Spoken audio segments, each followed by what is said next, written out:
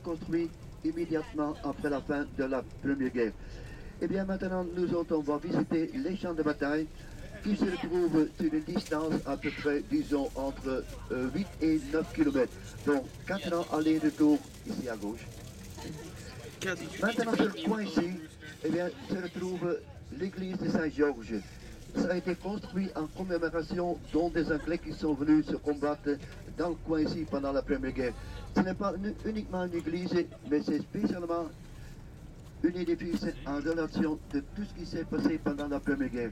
Parce qu'à l'intérieur, on peut retrouver à peu près 520 de différents objets. Ce sont tous des dons et des cadeaux qui ont été donnés par les unités britanniques ou bien par les membres des familles qui sont venus visiter dans la région d'Ypres, la ville d'Artire évidemment, parce que Ypres, ça a été complètement rasé à cause des bombardements allemands. Et bien maintenant, au moment que l'on va prolonger un petit peu plus loin de notre côté droite, vous avez l'hôtel, le restaurant le plus grand, le plus économique, parce que là, vous pouvez éventuellement manger gratuitement, vous pouvez dormir gratuitement ici, dans l'édifice qui se trouve de notre côté droit ici. Pourquoi? Peut-être que vous allez reconnaître ce que ça représente. C'est le prison. Ah, C'est la prison, ce n'est pas recommandé de rentrer là-dedans. Rentrer, c'est pas difficile, vous voyez, mais sortir, ça c'est autre chose. Mais c'est quand même l'hôtel et le restaurant le plus grand et le plus économique à cause que l'on peut manger et que l'on peut dormir gratuitement. Eh bien, vous allez voir vous-même, aussitôt au moment que l'on va quitter la ville d'Ypres, on sera confronté immédiatement avec ce qui s'est passé pendant la Première Guerre. Les gens qui viennent visiter Ypres pour la première fois, ils pensent tout le temps, évidemment, Ypres un grand nom, ils pensent tout le temps que l'étranger se retrouvait au plein centre de la ville d'Ypres. Ce n'est pas la réalité, parce que Ypres a été complètement détruit à cause des bombardements allemands qui se sont déroulés pendant ces 4 années de combat, dont à partir de 1914 jusqu'en 1918. Évidemment, la Première Guerre a éclaté le 4 août 1914 et les Allemands, à ce moment, ils étaient nettement supérieurs par rapport aux Anglais, aux Français, aux Belges et ainsi de suite. Mais au moment qu'ils ont envahi notre pays, dont le 4 août et aussi bien la France, il n'y avait personne qui était dans la possibilité d'arrêter l'avance des Allemands. Ils ont été seulement retardés de 2 jours sur la fin du mois d'août 1914, tout près de la frontière entre la France et la Belgique, dans la ville qui s'appelle Mons. Mons-le-Cateau, eh bien, les Allemands, ils ont été seulement retardés de 2 jours là-bas. Et ensuite, les Allemands, ils ont prolongé avec l'idée de pouvoir capturer dans la ville d'Ypres. Pourquoi maintenant capturer la ville d'Ypres? Évidemment, au moment qu'ils auraient été dans la possibilité de capturer la ville d'Ypres, ils auraient eu le chemin ouvert vers la mer du Nord.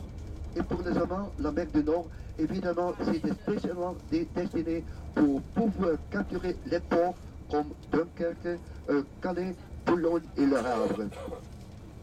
Et bien maintenant, ici tout peu, on va arriver sur un point rond et on va tourner à gauche. Pendant la Première Guerre, il y avait une tente qui était spécialement destinée à l'armée du salut. Donc au moment que les Anglais, au moment qu'ils se retiraient des champs de bataille, au moment qu'ils avaient vraiment, ici à gauche, qu'ils avaient vraiment faim et qu'ils avaient vraiment soif, ils pouvaient prendre quelque chose comme rafraîchissement ici, dans cette tente qui se retrouvait autour de ce petit point rond ici. Et vous allez voir un petit peu plus loin, eh bien, pour la première fois, vous allez voir un cimetière britannique.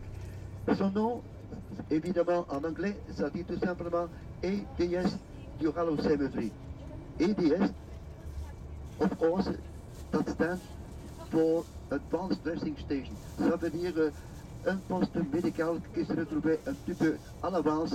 Et les soldats britanniques, au moment qu'ils étaient blessés, automatiquement, ils pouvaient être dressés ici, dans cette poste médical. Une des 170 cimetières britanniques qui se retrouvent aux alentours dans les Flandres ici, où il y en a à peu près 200 000 soldats britanniques d'enterrés. Donc ce près de 200 000 cimetière soldats qui se retrouve maintenant de notre côté droite. Vous pouvez prolonger. Mais d'ici tout peu, un petit peu plus loin, au-dessus du pont là-bas, on va s'arrêter. Et là, vous allez voir une deuxième cimetière britannique qui s'appelle Essex Farm Cemetery. Mais de l'autre côté, pour les Canadiens, il y a quelque chose de spécial qui s'est déroulé au moment que la deuxième bataille a éclaté le 22 avril 1915.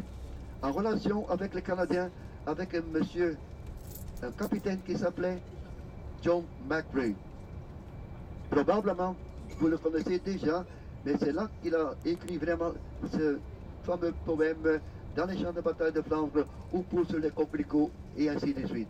C'est pour ça que l'on va s'arrêter et je vais vous faire voir l'endroit où il a écrit, donc pendant la deuxième bataille, ce fameux poème. On va s'arrêter un petit peu plus loin ici. Oh, l'autre Ah, sortie. ici, directement devant lui. Il y en a partout, ça c'est une chose que j'ai remarqué. Partout, dans chaque petit village, on se rend d'un endroit à l'autre et puis on passe toujours. Et je vous invite maintenant de quitter l'autocar ensemble avec moi et on va voir ce que l'on a à votre disposition.